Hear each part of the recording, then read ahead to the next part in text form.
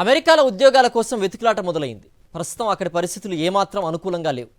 2008 ఆర్థిక మాంద్యం తర్వాత ఉద్యోగాలు లేక ఇబ్బందులు పడుతున్న వారి సంఖ్య గణనీయంగా పెరుగుతోంది. ఉద్యోగాలు లభించడం కష్టమవడంతో అనేక మంది నిరాశలో ఉన్నారు. మరి అమెరికా లేబర్ మార్కెట్ ఎందుకు ఇలా అయిందో ఈ ప్రత్యేక కథనంలో తెలుసుకుందాం. టిక్టాక్లో లీడ్ ట్రైనింగ్ స్పెషలిస్ట్గా పనిచేసిన రయాన్ మారేరో 7 నెలల క్రితం ఉద్యోగం కోల్పోయాడు.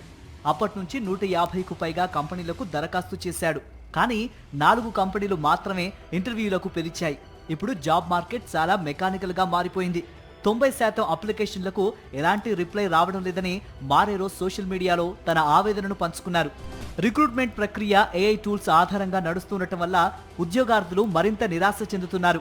అమెరికాలో నిరుద్యోగం రేటు ఆగస్టులో 4.3% పెరిగింది. కానీ అదే సమయంలో కొత్త ఉద్యోగాల నియామకాలు తగ్గిపోవడంతో జాబ్ మార్కెట్ నిలిచిపోయింది. కొత్త ఉద్యోగం వెతికే వారికి పరిస్థితులు చాలా కఠినంగా మారాయి. ఎవరు ఉద్యోగం వదలడం లేదు.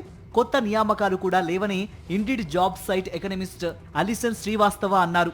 వడ్డీ రేట్లు, టారిఫ్ పాలసీలు, ఇమిగ్రేషన్ క్రాక్ డౌన్, కొత్త టెక్నాలజీ, ఆటోమేషన్ ఇవన్నీ కలిపి జాబ్ మార్కెట్ను ఫ్రీజ్ చేశాయని Revelio Labs chief economist Lisa K Simon అభిప్రాయపడ్డారు. ఈ సంవత్సరం జనవరి నుంచి ఆగస్టు మధ్యలోనే 8 లక్షలకు పైగా ఉద్యోగాలు ఊడిపోయాయి.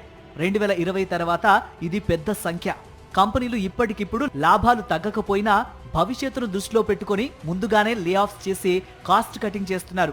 కొత్తగా జాబ్లోకి అడుగుపెట్టే యువతకి మాత్రం అవకాశాలే లేకుండా పోతున్నాయి. 2008 ఆర్థిక మాంద్యం తర్వాత ఉద్యోగ మార్కెట్ ఇంత బలహీనంగా ఎప్పుడూ కనిపించలేదంటున్నారు నిపుణులు.